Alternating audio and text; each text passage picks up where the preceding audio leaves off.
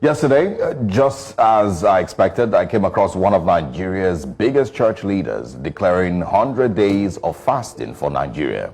He said the country will soon experience peace after the church's 100-day fast is over. Now, it will be completely delusional to think that these people do not know that these prayers and fasting absolutely do nothing to improve Nigeria's trajectory. Yet every new year, we start with these prayers for a better Nigeria. So I'm asking this morning, what more do you want God to do for Nigeria? Because if nations across the world were to argue as to who is God's favorite child, Nigeria will undoubtedly be seen as one of God's favorite children. God gave Nigeria everything, way more natural and human resources than most countries on earth. Arable land, no natural disasters, fantastic weather for agriculture, some of the most brilliant minds on earth, a people with the skills to thrive in any part of the world that we have found. God didn't fail Nigeria one bit. Nigerians failed Nigeria. God gave this nation fertile soil, rivers that flow like veins through the heart of the nation.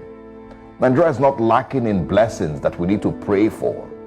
It is instead drowning in gross mismanagement. So again, what more do you want God to do for Nigeria as you fast for 100 days? What more is God meant to do for our country? To choose your leaders for you? To help you jail your corrupt politicians? To help you properly utilize all the vast resources that He has already blessed us with? There's almost no nation on the continent that should have been at par with Nigeria in development and quality of life for its citizens. If you think about just the wealth we should have from oil alone, take a look at what other countries have done with their own oil wealth. Think of what the Niger Delta alone could look like if we managed our resources better. So stop praying to God to bless Nigeria. He's already blessed us beyond what we could ever imagine. And again, when you are calling on God to save Nigeria, what exactly do you want Him to do? God is not going to run your elections for you.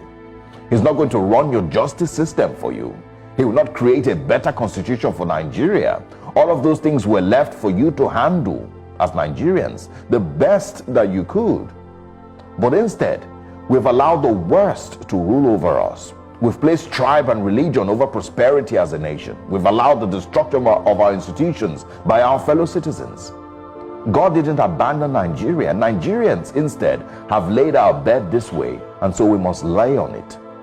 Your National Assembly members are singing on your mandate, we shall stand. One state governor cannot read his own budget figures.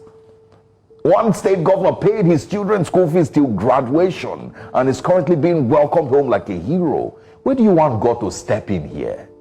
If your governor can't read his own budget figures, what do you want God to do in a situation like that? Again, we have laid our bed. Let us lie on it. Good morning, Nigerians.